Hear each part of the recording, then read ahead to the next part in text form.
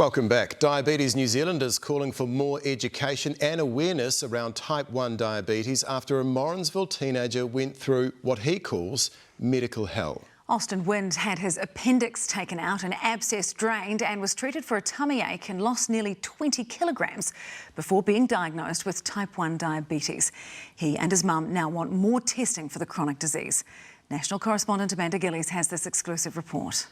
Austin Wind was living his teenage dream, young, fit, healthy, working at a demolition site. But now he's bedroom-bound, medicated and on a strict diet, slowly rebuilding his life after 2 months of what his family calls a medical nightmare. It just makes me mad. But are you going to be okay now?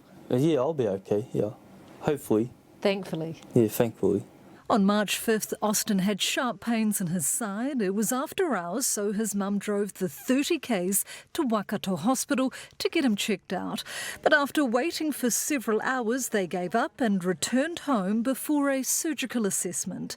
But the pain didn't go away, so they returned to the hospital where Austin underwent surgery to remove his appendix. And then they found out his appendix was fine, there's nothing wrong with the appendix, he had a cyst on his kidney. This was drained over several days and Austin was sent home with antibiotics. But then he started vomiting. He also displayed 3 common symptoms of type 1 diabetes: excessive thirst, constantly needing to urinate and rapid loss of weight. He saw a local doctor. I got told he's probably had a tummy bug. He went home and went rapidly downhill. It's like he couldn't move. I can't even describe how he was on the bed. His cheekbones were out. He'd already lost, I think it was 19 kgs. They returned to the hospital where they told the medical staff his symptoms and he had blood tests. But after waiting for hours in the waiting room, he went home against medical advice. But things got worse. By midnight, Kirsty thought her son was dying and called an ambulance.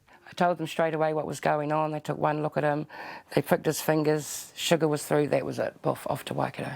Kirsty says the ambulance staff suspected Austin had type 1 diabetes and he had a serious complication known as DKA. You go into a diabetic coma or you die.